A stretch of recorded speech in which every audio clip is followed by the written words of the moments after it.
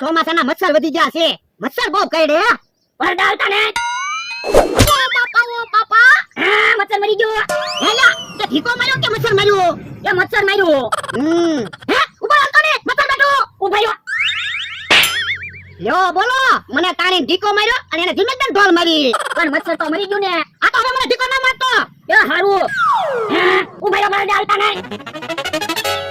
ઓ બાપા હે ઓય બાપા સપલ કામ માર્યો. તો પણ તમે ઢીકો મારવાની તો ના પાડી. તો પછી હું સપલ થી જ મચ્છર મારું ને. આ તો હવે સપલ કે ઢીકો ના મારતો. મચ્છર બેહે ને કે મને કહી દેજે. એ હારું. વરડા ઓલી બાજુ મચ્છર બેઠો.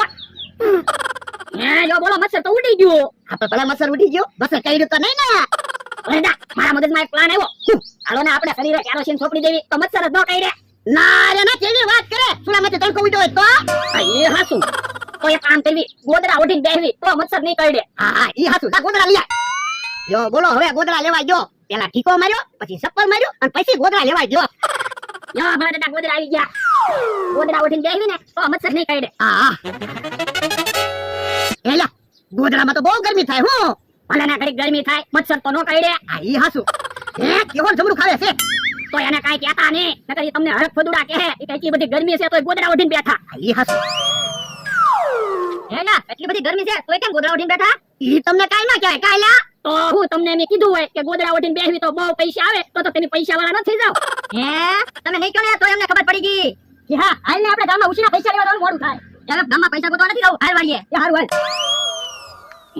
ઈવડે તો હાસુ માની ગયા કે ગોદડા ઓઢીને બેહવી તો પૈસા આવતા છે. ઈ હા આપણી જે બુદ્ધિ વગરના છે. હે કેમ પૈસા લેવા જવાની ના પડી? લે હવે આપણે ઢગલો પૈસા આવશે. કેમ ઘોડાની નોતા કહેતા ગોદડા ઓઢીને બેહવી તો પૈસા આવે? ઈ હાસુ. હાલ તો જલ્દી ગોદડા ઓઢીને બેહવી પૈસા તો આવે. પૈસા આવી જાવ. ઢગલો પૈસા આવી જાવ. હે ભલા દાદા મચ્છર આપણે કરતા હાવ નાના આવે તોય આપણે મચ્છર થી બીવી. બીવું તો પડે જ તે ને. મેલેરિયા થઈ જવો તો. ઈ હાસુ. હે કેમ ગોદડા ઓઢીને બેઠા? ઈ તમને ન કહેવાય કાયલા. પણ બકુલભાઈ મમરાભાઈ ક્યાં કોક છે એને કહી દેવી. આ કહી દે બીજું હું. એ ગોદડા ઓઢીને બેહવી ને તો પૈસા આવે.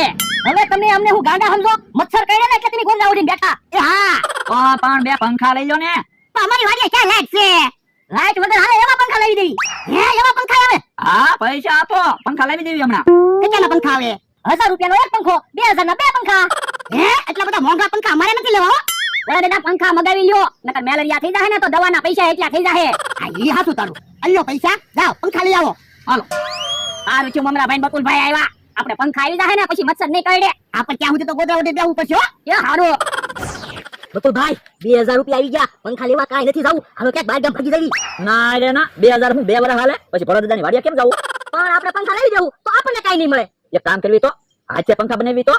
પણ આપણે બે માંથી એક એન્જિનિયર તો સવી નહીં તો આપણે આખા પંખા કેમ બનાવશું? પણ ગામમાં ઓલું 100 રૂપિયાનું દહીં ભાંગવાનું બ્લેન્ડર મળે ને લાઈટ વગેરે લઈ એમાં ફટફટિયા લગાડી દેવી. ઈ હાસુ તો આપણને 150 રૂપિયા મળે. તો હાલો હાથે પંખા બનાવી નાખી. બહુ ગરમી થાય. પણ દાદા ગોદડું ઓઢી રાખો. મચ્છર તમારી ઉપર હેલિકોપ્ટર જેમ ફરે. એટલે બહુ ગરમી થાય. પણ મચ્છર કરડી જાય ને તો બીમાર પડી જાહો.